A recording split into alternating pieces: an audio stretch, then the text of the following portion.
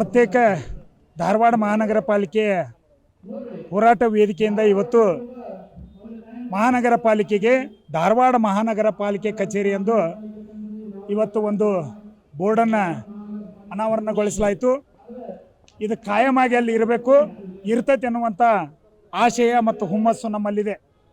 ಈಗಾಗಲೇ ಎರಡೂ ಪಕ್ಷದವರು ಯಾರು ವಿರೋಧ ಮಾಡಿದ್ರು, ಆಗಬಾರ್ದು ಧಾರವಾಡ ಪ್ರತ್ಯೇಕ ಮಹಾನಗರ ಪಾಲಿಕೆ ಆಗಬಾರ್ದು ಅಂತ ವಿರೋಧ ಮಾಡಿದಂಥ ಪ್ರಹ್ಲಾದ್ ಜೋಶಿಯವರು, ಅರವಿಂದ್ ಬೆಲ್ಲದವರು ಕೂಡ ನಮ್ಮ ಹೋರಾಟಕ್ಕೆ ಮಣಿದು ರಾಜ್ಯಪಾಲರ ಭೇಟಿ ಮಾಡಿಸಿ ಅವರ ಮನಸ್ಸು ಒಲಿಸಲಿಕ್ಕೆ ಪ್ರಯತ್ನ ಮಾಡ್ಯಾರ.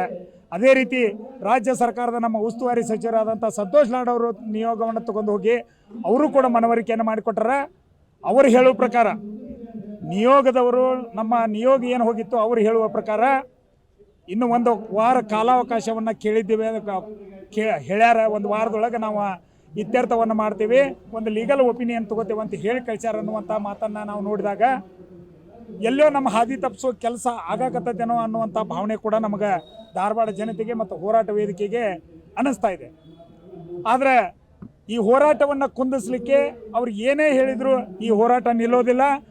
ದಿನಂಪ್ರತಿ ಇದು ಜೋರಾಗ್ತಾ ಇದೆ. ವಿವಿಧ ಸಂಘಟನೆಗಳ ಬೆಂಬಲಗಳ ಧಾರವಾಡದ ಸುತ್ತಮುತ್ತಲಿರುವಂಥ ಎಲ್ಲ ಸಂಘಟನೆಗಳು, ಸಂಘಗಳು ಬಂದು ನಮಗಿವತ್ತು ಪ್ರೋತ್ಸಾಹವನ್ನು ನೀಡ್ತಾ ಇದ್ದಾರೆ, ಬೆಂಬಲವನ್ನು ನೀಡ್ತಾ ಇದ್ದಾರೆ. ಇದನ್ನು ನೋಡಿದರೆ ನಾವು ಪ್ರತ್ಯೇಕ ಮಹಾನಗರ ಪಾಲಿಕೆ ಆಗುವವರೆಗೆ ನಮ್ಮ ಹೋರಾಟ ನಿಲ್ಲೋದಿಲ್ಲ. ಇವತ್ತೇನು ಒಳ್ಳೆಯ ದಿನ, ಗುರುವಾರದಂದು ಸಾಯಿಬಾಬಾನ ವಾರ, ರಾಘವೇಂದ್ರನ ವಾರ. ರಾಘವೇಂದ್ರನಲ್ಲಿ ನಾವು ಮೊರೆಯನ್ನು ಹೋಗಿದ್ದೀವಿ, ಆ ಬೋರ್ಡ್ ಕೆಳಗಿಳಿಬಾರ್ದು, ಅದಕ್ಕೆ ಇನ್ನೊಂದು ದೊಡ್ಡ ಬೋರ್ಡ್ ಧಾರವಾಡ ಮಹಾನಗರ ಪಾಲಿಕೆ ಅಂತ ಬೀಳ್ತತೆ ಅನ್ನುವಂಥ ಆಶಯ ನಮಗಿದೆ. ಅದು ಬೀಳದೆ ಹೋದರೆ ಮುಂದಿನ ದಿನಮಾನಗಳಲ್ಲಿ ಏನಾದರೂ ಅವಘಡಗಳು ಸಂಭವಿಸಿದರೆ ನೇರವಾಗಿ ಪ್ರಹ್ಲಾದ್ ಜೋಶಿಯವರು, ಅರವಿಂದ್ ಬೆಲ್ಲದವರು ಕಾರಣ ಆಗ್ತಾರೆ ಅಂತೇಳಿ ಈ ಮೂಲಕ ಹೇಳಲಿಕ್ಕೆ ಬಯಸ್ತೇನೆ. ಸತತವಾಗಿ ಇವತ್ತು 7ನೇ ದಿನ ನಾವು ಪ್ರತ್ಯೇಕ ಮಹಾನಗರ ಪಾಲಿಕೆ ಹೋರಾಟಕ್ಕೆ ನಿಂತಿದ್ದಾಯಿತು. ನಮಗೆ ಆಶ್ವಾಸನೆ ಕೊಟ್ಟರು, ಇಲ್ಲ ಜೋಶಿಯವರು ಒಂದು ಲೆಟ್ರ್ ಕಳಿಸಿದ್ರು, ಬೆಲ್ಲದವ್ರು ಲೆಟ್ರ್ ಕಳಿಸಿದ್ರು, ನಾವು ಮಾಡಿಕೊಡ್ತೀವಿ, ಗವರ್ನರ್ ಹತ್ರ ಬರ್ರಿ, ನಾವು ಭೇಟಿ ಮಾಡಿಸ್ತೀವಿ ಅಂತೆಲ್ಲ ಹೇಳಿದರು.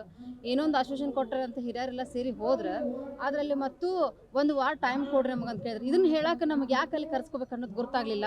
ಭಾಳ ಪೇಷನ್ಸ್ ಆಗೈತಿ ಜನರಿಗೆ. ಇಷ್ಟು ಯಾಕೆ 7 ದಿನ ಮನೆ ಮಠ ಎಲ್ಲ ಬಿಟ್ಟು ಇಲ್ಲಿ ಬಂದು ಕುಂತಾರಂತಂದ್ರೆ ಎಷ್ಟು ಜನರದ ಪೇಷನ್ಸ್ ಅವ್ರು ಪರೀಕ್ಷೆ ಮಾಡತ್ತಾರ ಗೊತ್ತಿಲ್ಲ.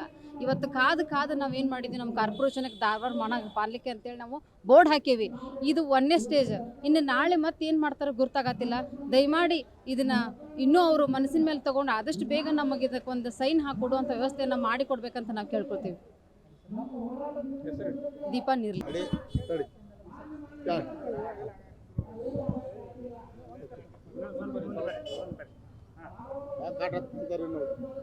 ಇವತ್ತಿನ ದಿನ ಪ್ರತ್ಯೇಕ ಮಹಾನಗರ ಪಾಲಿಕೆ ವೇದಿಕೆ ವತಿಯಿಂದ ಧಾರವಾಡ ಮಹಾನಗರ ಪಾಲಿಕೆಗೆ ನಾಮಕರಣ ಮಾಡಿದ್ವಿ. ಇವತ್ತು ಧಾರವಾಡ ಮಹಾನಗರ ಪಾಲಿಕೆ ಅಂತೇಳಿ ಎಲ್ಲ ಮಹಾನಗರ ಪಾಲಿಕೆ ವೇದಿಕೆ ವತಿಯಿಂದ ಎಲ್ಲ ಹೋರಾಟಗಾರರಿಂದ ಇವತ್ತು ಧಾರವಾಡ ಕೈತಲ ಪ್ರತ್ಯೇಕ ಮಹಾನಗರ ಪಾಲಿಕೆ ವೇದಿಕೆ ವತಿಯಿಂದ ಧಾರವಾಡ ಮಹಾನಗರ ಪಾಲಿಕೆ ದೇಶಿಟ್ಟಿವಿ. ಇದನ್ನೇನೈತಲ್ಲ ಸುಮ್ಮನೆ ಮೂಗಿ ತುಪ್ಪ ಒರೆಸುವಂಥ ಕೆಲಸ ಈ ಭಾಗದ MLA ಅವರಾತು ಮತ್ತು ಪ್ರಹ್ಲಾದ್ ಜೋಶಿ MP ಅವರಾತು ಮಾಡಬಾರ್ದು. ದಯಮಾಡಿ ಏನೈತಿ ನಿನ್ನೆ ಕರ್ಕೊಂಡೋಗಿ ಭೇಟಿ ಮಾಡಿಸ್ಯಾರ ಮಹಾನಗರ ಪಾಲಿಕೆ ಹೋರಾಟಗಾರ ವೇದಿಕೆಯವ್ರನ್ನ. ಆದರೆ ತುರಂತವಾಗಿ 2-3 ದಿನದಲ್ಲಿ ಇದನ್ನು ಮಾಡಿ ಕಳಿಸ್ದೇ ಇಲ್ಲ ಅಂದರೆ ಇದು ಉಗ್ರ ರೂಪ ಹೋರಾಟಕ್ಕೈತಿ. ಇದಕ್ಕೆ ಧಾರವಾಡ ಜನತೆ ಎಲ್ಲರೂ ಗಮನಕ್ಕೈತಿದೆ. ಏನೈತಿ ಅಂದ್ರೆ ಇವತ್ತು ಧಾರವಾಡ ಪ್ರತ್ಯೇಕ ಮಹಾನಗರ ಪಾಲಿಕೆ ಆಗಲೇಬೇಕನ್ನುವಂಥ ಎಲ್ಲರದು ಮನದಾಳದ ಮಾತೈತಿ.